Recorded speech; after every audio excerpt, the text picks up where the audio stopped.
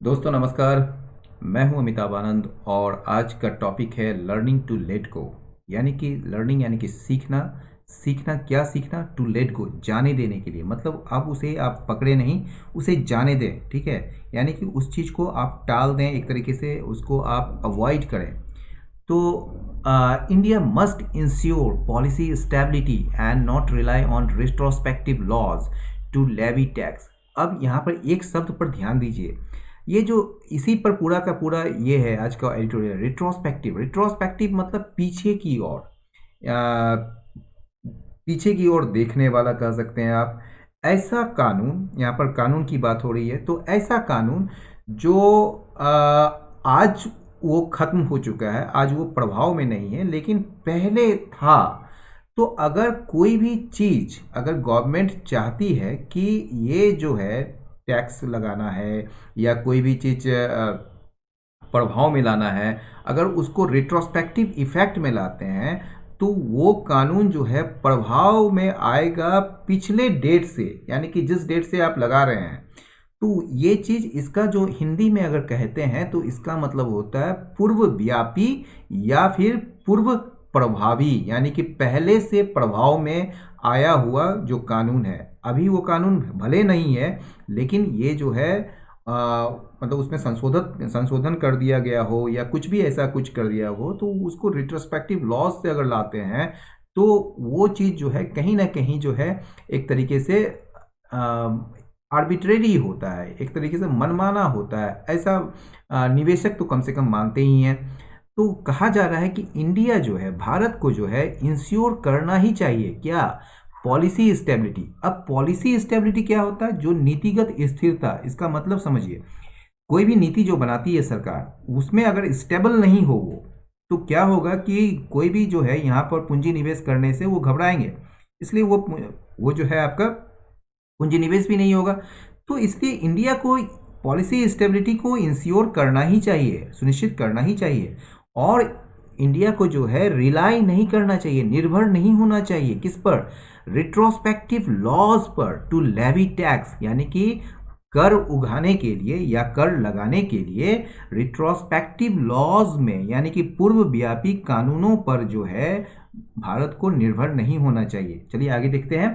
The Permanent Court of Arbitration at The Hague on Wednesday ruled in favor of energy firm Cairn PLC over a retrospective tax demand worth 24,500 crore rupees pursued by India's taxman since 2014। आइए धीरे धीरे देखते हैं इसको। Permanent मतलब जानते ही हैं, अस्थाई कोर्ट, न्यायालय। और आर्बिट्रेशन का मतलब होता है मध्यस्थता करने वाला, जो मध्यस्थता है। कहाँ पर है? हेग में। हेग कहाँ पर है? नीदरलैंड्स में। ये जो, अब इसको आप छोटा बना लीजिए। आप परमानेंट कोर्ट ऑफ आर्बिट्रेशन को कह लीजिए अंतर्राष्ट्रीय न्यायालय, ठीक है, जो कि मध्यस्थता करती है पूरे वर्ल्ड ओवर में। ठीक है, वो हेग में है। उसने क्या किया है? बुधवार को क्या किया है? फैसला दिया है। इस किसके पक्ष में? एनर्जी फर्म जो है, यानी कि एनर्जी कंपनी जो है, केयर्न पीएलसी के पक्ष में फैसला दिया है। और ये फैसला किस मामले पर है? Over a retrospective tax demand, ठीक है, वर्थ 24,500 करोड़ रुपीज। ये जो है एक रिट्रोस्पेक्टिव टैक्स डिमांड, जो कि भारत सरकार द्वारा, या आप कह सकते हैं भारत सरकार का जो टैक्स डिपार्टमेंट है, उसके द्वारा जो है इसको परस्यू किया जा रहा था। तो ये जो रिट्रोस्पेक्टिव पहले से चला आ रहा है, यानी कि पूर्व व्यापी जो एक टैक्स डिमांड है, यानी कि कर का जो मांग है, ठीक है, जो कि लगभग 24,500 करोड़ रुपया का ये है, डिमांड है। ठीक है, उसी पर जो है मतलब कि अंतर्राष्ट्रीय न्यायालय ने केयर्न इंडिया के पक्ष में या केयर्न पीएलसी के पक्ष में फैसला दिया है। ये जो 24,500 करोड़ का जो टैक्स डिमांड है, इसे कौन परस्यू कर रहा था? इंडिया के टैक्समैन के द्वारा। टैक्समैन यानी कि कर समाहर्ता या कर को वसूल करने वाले। सिंस 2014, 2014 से ही, ठीक है ना, 2014 से ही इसे परस्यू किया जा रहा था इंडिया के टैक्समैन के द्वारा। ठीक है, 24,500 करोड़ का टैक्स डिमांड को, जो कि रिट्रोस्पेक्टिव इफेक्ट में था। ठीक है। और इस वजह से जो है आपका परमानेंट कोर्ट ऑफ आर्बिट्रेशन जो है हेग में, उसने किसके फेवर में दिया, केयर्न पीएलसी के पक्ष में ये फैसला दिया। आगे बढ़ते हैं। इट हैज़ रूल्ड, इसने, ये से मतलब अंतर्राष्ट्रीय न्यायालय ने फैसला दिया है या कि दैट द टैक्स लेवी, ये जो कर जो लगाते हैं, कर जो उगाते हैं, जो कि जो संबंधित है, पर्टेनिंग मतलब संबंधित होना, ठीक है, pertaining to a corporate reorganisation exercise undertaken in 2006-7 falls foul of the India UK bilateral investment pact. ये जो है, ये क्या है, ये एक्चुअल में क्या किया गया था, कैर्न इंडिया या कैर्न पीएलसी को जो है उसको रीऑर्गेनाइज किया गया था। तो ये जो है, इसने जो फैसला दिया है कि जो टैक्स लेवी है, टैक्स लेवी का मतलब समझिए, जो कि टैक्स मतलब कि लगाते हैं आप, तो टैक्स जो लगा रहे हैं वो क्या होता है, टैक्स लेवी। लेवी का मतलब लगाना और टैक्स मतलब कर, ठीक है। तो टैक्स लेवी जो हो गया आपका एक तरीके से कर लगाना या कर उगाना, ठीक है। तो इसने जो फैसला दिया कि जो टैक्स लेवी है जो कि संबंधित है किस चीज से, कॉरपोरेट रीऑर्गेनाइजेशन एक्सरसाइज से, जो कि किया गया था कब, 2006-7 में। अंडरटेकन मतलब किया जाना, ठीक है ना। ये जो एक्सरसाइज जो किया गया था ना कॉरपोरेट का रीऑर्गेनाइजेशन का, वो किया गया था 2006-7 में, ठीक है। उससे संबंधित जो ये टैक्स लेवी है, ठीक है, ये फॉल्स फॉल, ये उल्लंघन करता है किस चीज का, फॉल्स फॉल का मतलब उल्लंघन करता है, किस चीज को उल्लंघन करता है, इंडिया और यूके के बीच जो बायलैटरल इन्वेस्टमेंट पैक्ट है, ठीक है, भारत और क्या कहते हैं आपको, यूके यूनाइटेड किंगडम के बीच जो बायलैटरल द्विपक्षीय निवेश जो समझौता है उसका उल्लंघन करता है। The timing could not have been worse for the government, ये जो टाइमिंग है, ये जो समय है, ये और भी बदतर नहीं हो सकता था सरकार के लिए। क्यों, मतलब कि अभी का टाइमिंग जो है, पहले आ जाता तो कोई बात थी, क्योंकि अभी जो है गवर्नमेंट के पास पैसे नहीं है, तो टाइमिंग जो है वो और ज़्यादा खराब नहीं हो सकता था सरकार के लिए। अब क्यों, तो expiry of a 3 month deadline to contest a similar retrospective taxation case lost against Vodafone this September. कहा जा रहा है कि एक्सपायरी हो रहा है, मतलब कि खत्म हो रहा है 3 month का डेडलाइन। ये जो सितंबर में जो एक फैसला आया था जिसमें वोडाफोन की जीत हुई थी और गवर्नमेंट ऑफ इंडिया हार गए थे, तो उसमें जो है एक 3 month का डेडलाइन दिया गया था कि आप जो है इसके खिलाफ, इस फैसले के खिलाफ जो है आप कॉन्टेस्ट कर सकते हैं, लड़ सकते हैं, और इसके लिए फाइल करना पड़ेगा, आप फिर से अपील करना पड़ेगा, ठीक है। तो ये जो 3 month का जो डेडलाइन दिया गया था जिससे कि कॉन्टेस्ट किया जा सके सिमिलर इसी प्रकार के रिट्रोस्पेक्टिव टैक्सेशन केस को, जो कि हारा गया था वोडाफोन के खिलाफ, ठीक है, इस सितंबर में मतलब 2020 के सितंबर। But unlike the telecom case, लेकिन टेलीकॉम केस के विपरीत, ठीक है, लेकिन टेलीकॉम केस के विपरीत, जहां पर मतलब टेलीकॉम केस में गवर्नमेंट जो है would only need to fork out, fork out का मतलब होता है टू पे। अब तो आप ये भी कर सकते हैं, तो फॉर्क आउट लगाने की क्या जरूरत थी जब पे हम लगा सकते थे, नहीं, पे करना, लेकिन अनविलिंगली, मतलब कि आपको इच्छा नहीं है, आपसे जबरदस्ती पे करवाया जा रहा है, भुगतान करवाया जा रहा है, तो उसे एक फॉर्क आउट कहते हैं, ठीक है। जहां पर टेलीकॉम केस में क्या हुआ कि गवर्नमेंट को जो है केवल जरूरत होगी भुगतान करने की, अनिच्छा से ही भुगतान करने की जरूरत होगी, अराउंड 80 करोड़ रुपीस, लगभग 80 करोड़ रुपया। If it were to concede defeat, यदि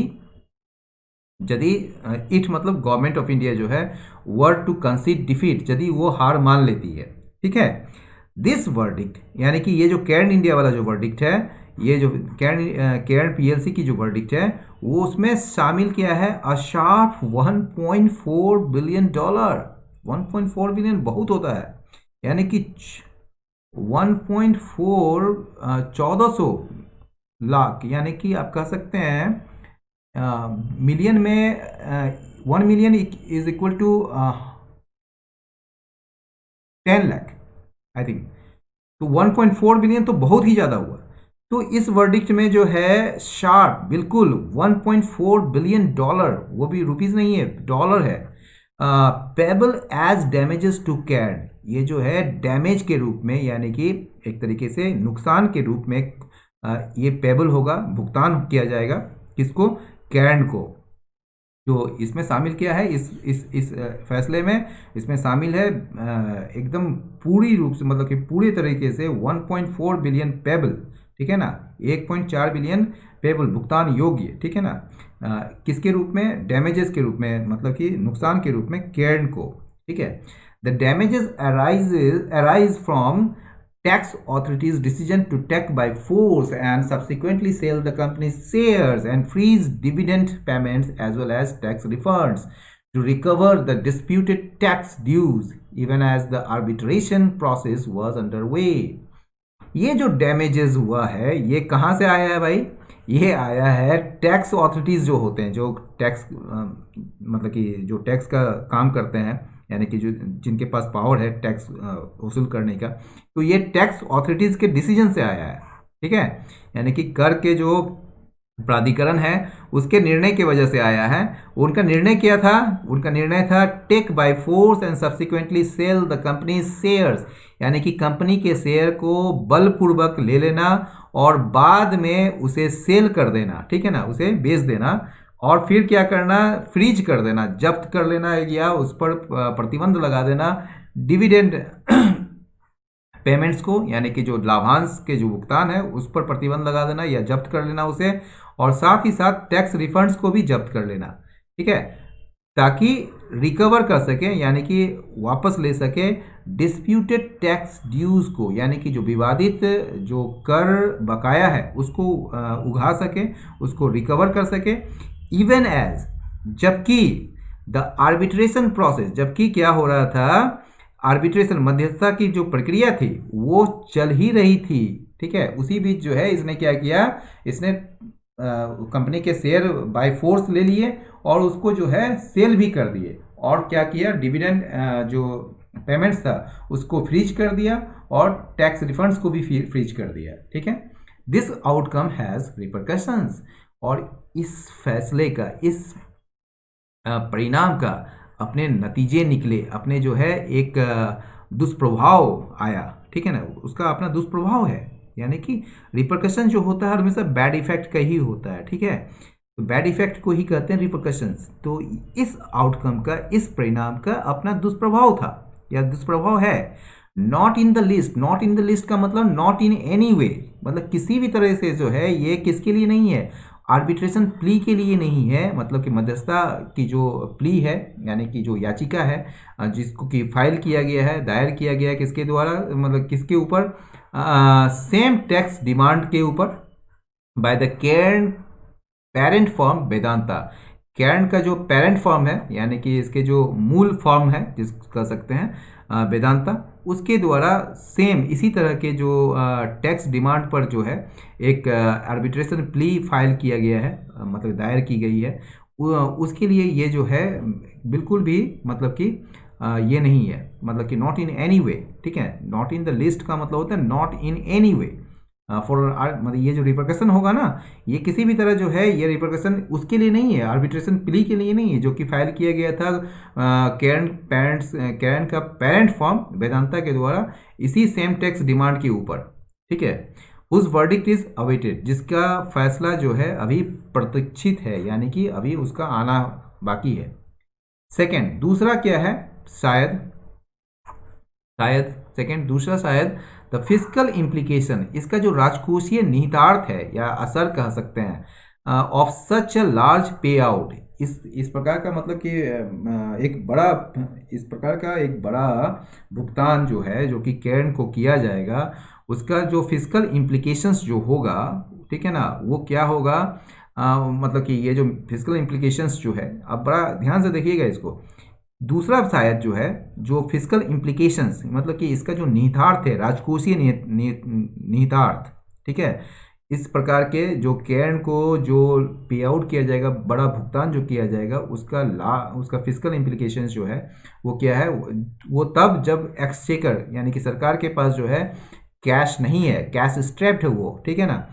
मे हैव गैल्वनाइज्ड, इसने जो है गैल्वनाइज किया होगा, निश्चित रूप से मे है मतलब कि संभावना है कि इसने गवर्नमेंट्स के मन को गैल्वनाइज किया होगा, प्रेरित किया होगा, किसके लिए, about challenging the Vodafone verdict after much dithering. Dithering का मतलब होता है बहुत सोच विचार या बहुत दुविधा के बाद, ठीक है ना, बहुत दुविधा के बाद जो है वोडाफोन के फैसले को चुनौती देने के लिए जो है गवर्नमेंट को प्रेरित किया होगा, मे है, ठीक है। ये क्या, ये जो फिजिकल इम्प्लीकेशंस जो है इस प्रकार के लार्ज पे आउट का जो कि कैन को दिया जाएगा, जबकि एक्सचेकर यानी कि सरकार के पास जो है कैश है ही नहीं, तो इसने जो है ये क्या किया होगा, गैल्वनाइज्ड किया होगा सरकार के दिमाग को, सरकार के माइंड को, सरकार के मन को, कि वो जो है चैलेंज करे वोडाफोन के इस फैसले को आफ्टर मच डिथरिंग, बहुत ही ज़्यादा सोच विचार करने के बाद या बहुत ही ज़्यादा दुविधा के बाद, ऑस्टेंसिवली जाहिर तौर पर, because it cannot take a different stand on two similar cases, ठीक है, जाहिर तौर पर क्योंकि सरकार जो है दो अलग अलग रुख नहीं अपना सकी, मतलब कि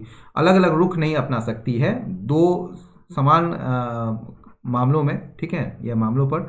सेंटर ने यानी कि केंद्र ने has now filed an appeal, अब जो है सेंटर ने अपील फाइल किया है कहाँ पर, वोडाफोन के मैटर पर, ठीक है ना, कहाँ पर किया है, सिंगापुर में किया है।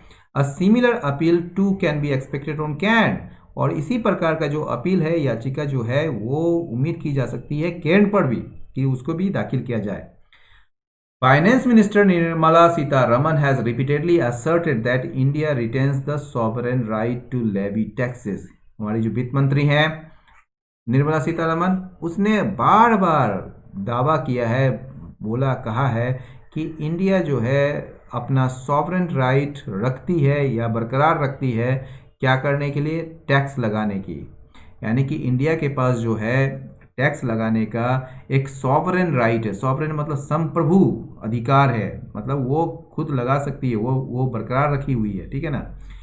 The arbitrators do not seem to be disputing that, और ये जो आर्बिट्रेटर्स हैं, जो मध्यस्थता करने वाले जो हैं, ऐसा नहीं लगता है कि वो इस बात को मतलब कि चैलेंज कर रहे हैं, उसको कोई मतलब कि उस पर कोई बहस कर रहे हैं, वो मान रहे हैं इस बात को कि इंडिया का जो है सॉवरेन राइट है टैक्स लगाने का।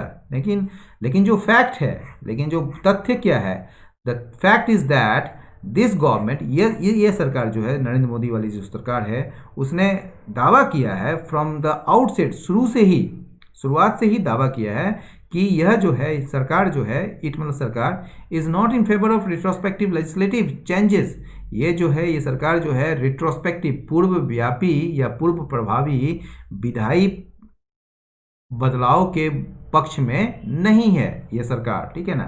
PM Narendra Modi had promised to resolve concerns on retrospective taxation, ठीक है, पीएम जो है हमारे हैं प्राइम मिनिस्टर नरेंद्र मोदी जो हैं, उन्होंने वादा किया था कि वो जो रिट्रोस्पेक्टिव टैक्सेशन जो है, यानी कि पूर्व प्रभावी जो टैक्सेशन जो कर लगाए जाते हैं, उसको लेकर जो चिंताएं हैं उसको हल करने के बारे में उन्होंने वादा किया था, ठीक है।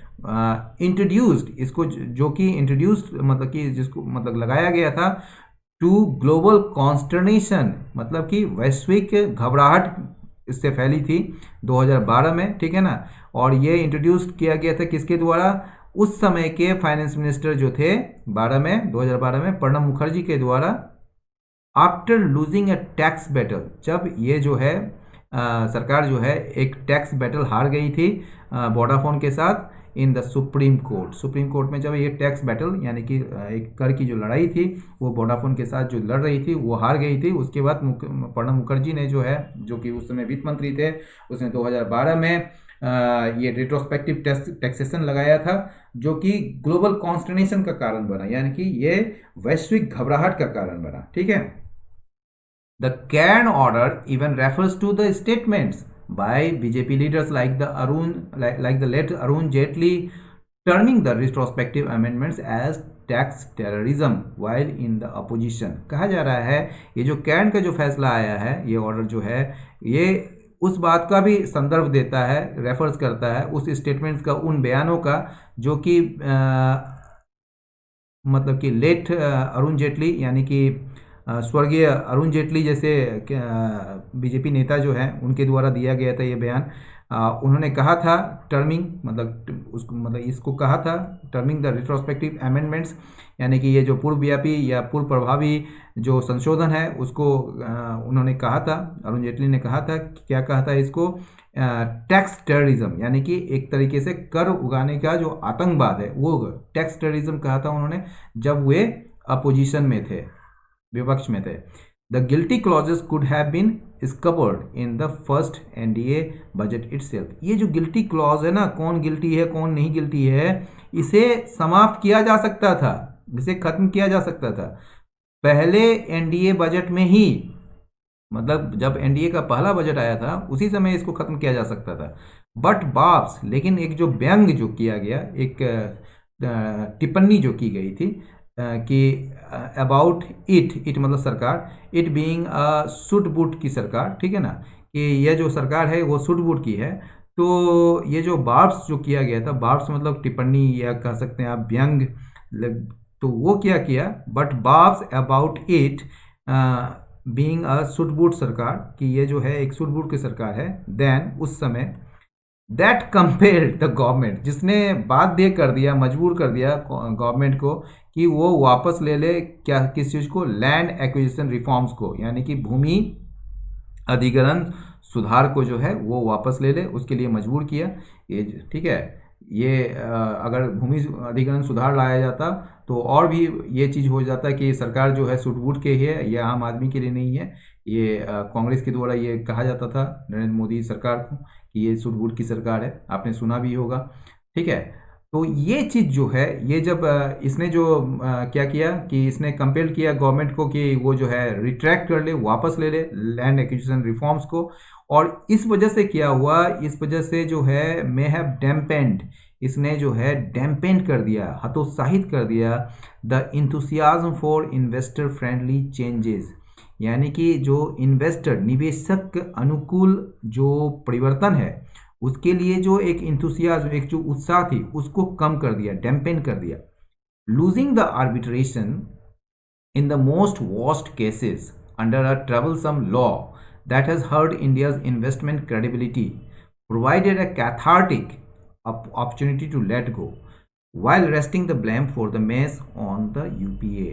ये जो आर्बिट्रेशन है, ये जो मध्यस्थता है या केस कहिए आप इसको, जो मामला है, ये जो हारना उसको, इन द मोस्ट वर्स्ट केसेस, सबसे ज़्यादा देखे जाने वाले जो केसेस हैं उनमें आर्बिट्रेशन का हार जाना, अंडर अ ट्रबलसम लॉ, एक परेशान कर देने वाला, मतलब कि परेशान क्रिएट करने वाला जो कानून के तहत, ठीक है, जिसने क्या किया है, हर्ट किया है इंडिया के इन्वेस्टमेंट क्रेडिबिलिटी को, यानी कि भारत के निवेश जो विश्वसनीयता है उसको हर्ट किया है, उसको मतलब कि एक तरीके से खराब किया है। ये जो है एक दिया था, प्रोवाइड किया था एक कैथार्टिक अपॉर्चुनिटी। कैथार्टिक क्या होता है, एक तरीके से विरेचक कहिए, इन द सेंस कैथार्टिक का जो हम यूज़ करते हैं, जैसे आप अपना इमोशनल जो मतलब कि इमोशनल एक तरीके से जो भाव है ना आपका, उसको रिलीज करने के लिए कैथार्टिक मतलब कि कोई ये करते हैं, जैसे कैथार्टिक एक्सपीरियंस होता है, कैथार्टिक अपॉर्चुनिटी होता है।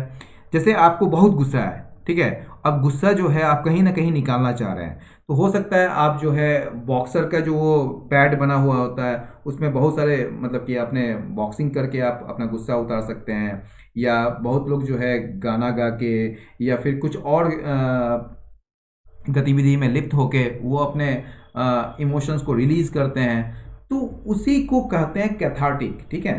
तो ये जो है एक कैथार्टिक अपॉर्चुनिटी थी इनके लिए, सरकार के लिए, कि ये इसे जाने दे, जबकि उसी समय में एट द सेम टाइम जो है वो क्या करती, ये सारा ब्लेम जो है, सारा दोष जो है इस गड़बड़ी के लिए वो यूपीए पर डाल सकती थी, ठीक है ना।